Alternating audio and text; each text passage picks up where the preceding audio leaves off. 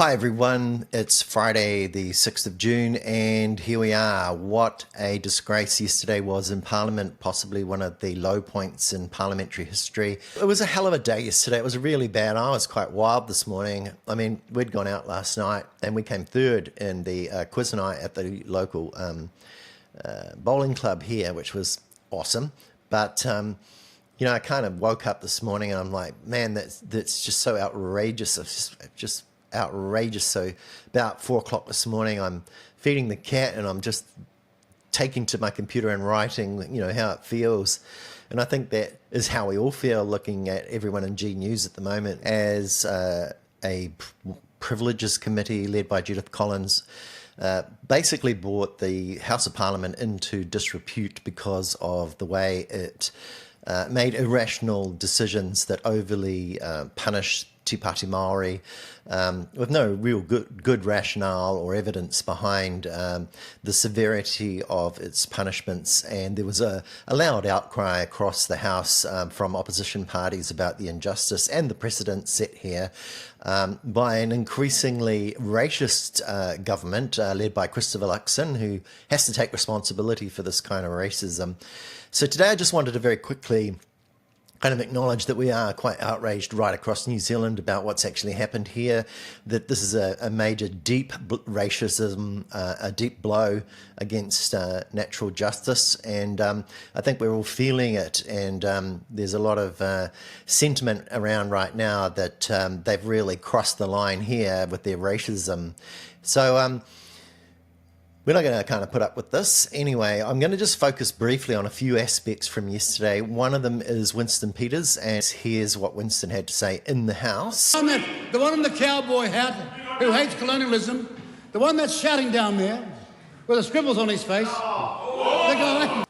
Apologise for what? Would you itemise what you want me to apologise for? Well, Mr. Ferris has indicated the reference to the tāmoko that Mr. Waititi has, and so I invite Mr. Peters to If I've misdescribed his tāmoko, I apologise. Now, you note there that he actually apologised because he actually doesn't know the circumstances of how that moko was actually created for Rawiri Waititi, and so therefore Winston's ignorant of that, and therefore any excuse that he then went on to make about how it must be scribbled from some kind of ink shop doesn't wash with what he just said in Parliament. We all just saw the fact that he doesn't know, and he had to apologise, which he did. So I think this is what we heard on Radio New Zealand's Morning Report when Winston was claiming that he did know that for a fact that this was just scribble where he comes from, this moko, and that can't be true. It must have been lying to the press this morning, and I think everybody that votes for New Zealand First needs to take a good look at Winston here. He's obviously not telling the truth, and I wouldn't be able to trust him if I was a New Zealand First voter, because what's the story here, Winston? Do you know the history here behind this particular te moko, or don't you? Because in Parliament you're saying one thing, and then outside Parliament you're saying another. Here's Winston. Was it racist for you to refer to Rawiri Waititi's tāmoko as scribbles on his face? No, it's not. Look, where I come from, you get conveyed those things, conferred upon you at a certain period of time. Now, these people just go down to the nearest tattoo shop, you know that. I mean, it was high time that some of you understood the way the our world used to work. Then another disturbing thing from Winston Peters is really this kind of talk that he goes on with all the time about blood quantums. He's made out that day after day, Te Pāti Māori are going on about blood quantum, but day after day they talk about blood quantum. But if you go through Hansard, you'll find that it's a long time, really, apart from yesterday, that we have to go back before blood quantums are even mentioned at all in any of the Hansards that are recorded in Parliament.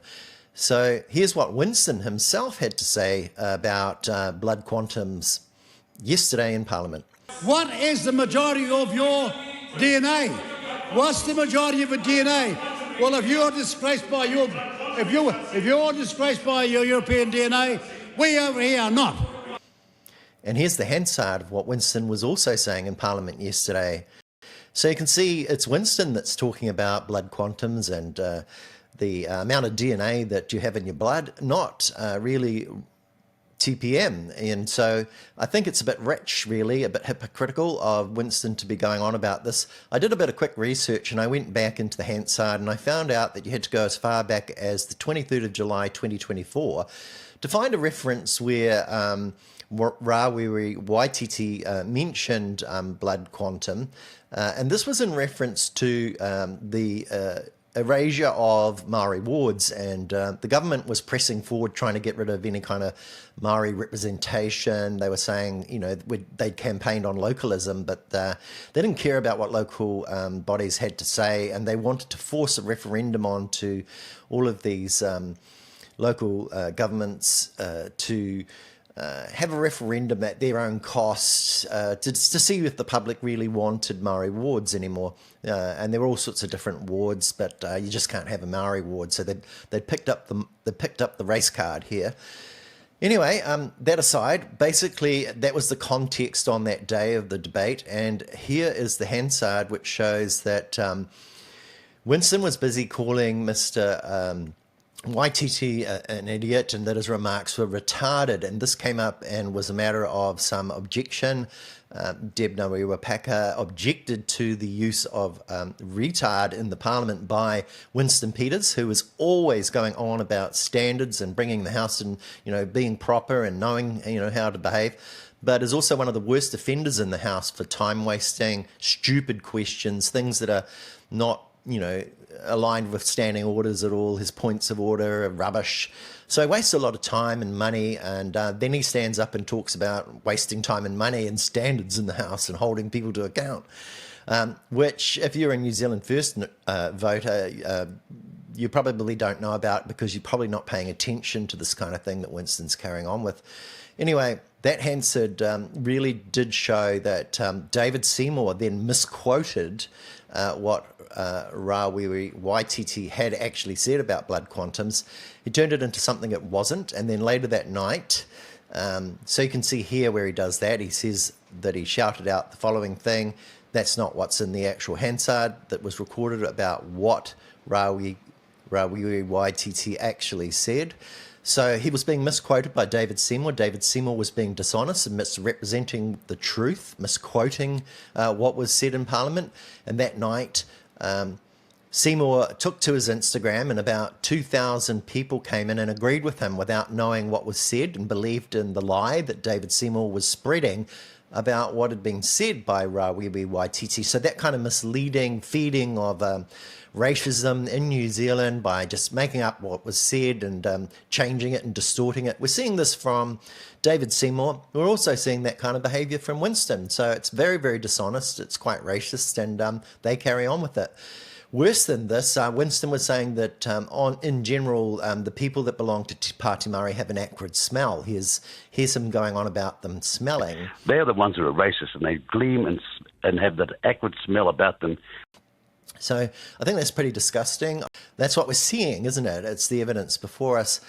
So further to these kind of pretty disgraceful comments, we then had the ACT Party getting up there and talking about how tikanga was in fact some kind of race card being pulled.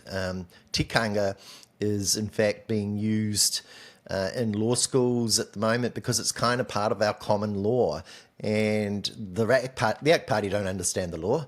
But here we have the ACT Party going on about how it's a race card move to actually refer to tikanga or to appeal to Parliament to incorporate it. That the members of the Privileges Committee needed to understand tikanga Maori, playing the race card. So, Mr. Speaker, they started playing the race card only to shift and deflect the accountability for their misconduct. Now, as it turned out, on the 24th of April 2025, a committee was called for by Tama Pūtaka to investigate incorporating tikanga into parliamentary procedures. And here's the Green Party co-leader, Marama Davidson, saying, well, I think we should have delayed all of this Privileges Committee decision-making until we'd done that work and kind of looked into what bearing tikanga would have had on these rulings before we rushed to this kind of injustice, this kind of racist, disproportionate, partisan ruling. So here's Marama. We would have preferred to pause the Privileges Committee proceedings while the newly established Tikanga Committee evaluates the incorporation of tikanga in Parliament. This would then allow the Privileges Committee to evaluate the conduct of MPs with any new standing orders that arise from this work. You know, we're looking at a parliament that's always evolving and that it's changing, that it's not static. And here's Marama talking about all the ways in which parliament has evolved recently, and we need to do that about tikanga and you know, these kind of outrageous racist rulings that we're seeing going on at the moment at a time that we've got the Regulatory Standards Bill going down. They wanted Te Pāti Māori out of the way while submissions were being held in a very short submissions period. Here's Marama.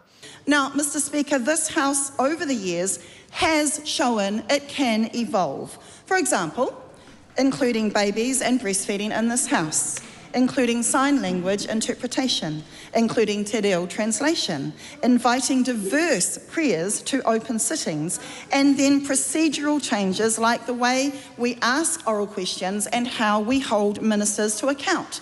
James Meagher, you know, had weaponised his fingers apparently in Parliament yesterday, but he denied it, and he said it misrepresented the situation, which just made the point that the way that this partisan Privileges Committee had actually decided to interpret Deb Ngārewa Paeka's finger movements was to weaponise it and try to paint her as a violent person when she's not violent.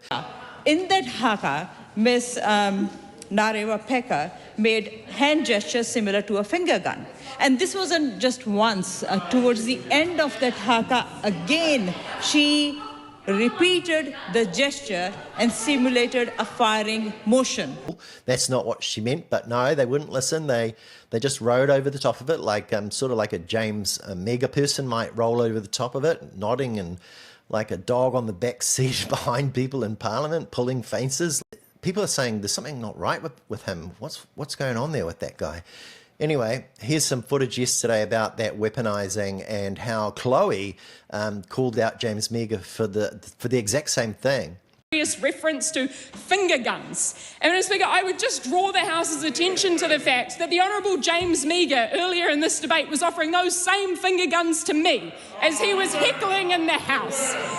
Some of us did see it and did question it. I'm not saying that I thought it was threatening, but the member did do that action, and some of us on the side of the House did raise eyebrows. So as you can see, Labor actually backed up that this had happened. There were witnesses, and Meagher was denying things and asking for apologies. But Chloe then further makes the point that this is about how we interpret stuff, but it's not grounds for 21 days of suspension, that's for sure. I mean, it's just ludicrous. It's just unjust. The point is that the things that we do in this place, the points that we make, the directions that we point our fingers in are open to interpretation, and the spurious, punitive interpretation that the government members on the Privileges Committee have chosen to take without any meaningful evidence or rationale is unfair and deeply, deeply partisan.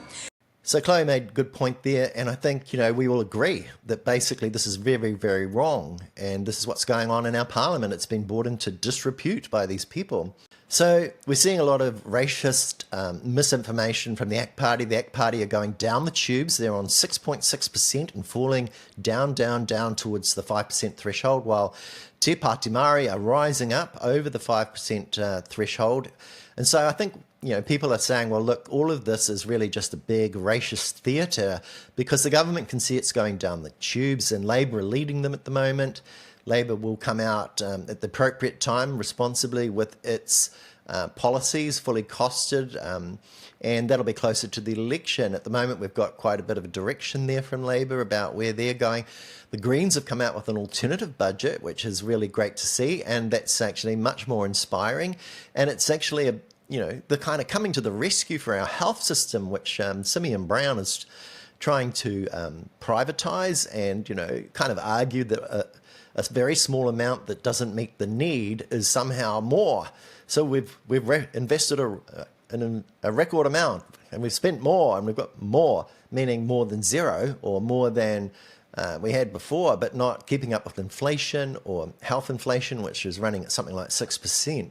So, we're being duped by a bunch of racist a-holes, really, basically here. Sorry, pardon my French, but that's exactly what we're seeing. Time to get rid of this government. You know what to do. Just get rid of this government.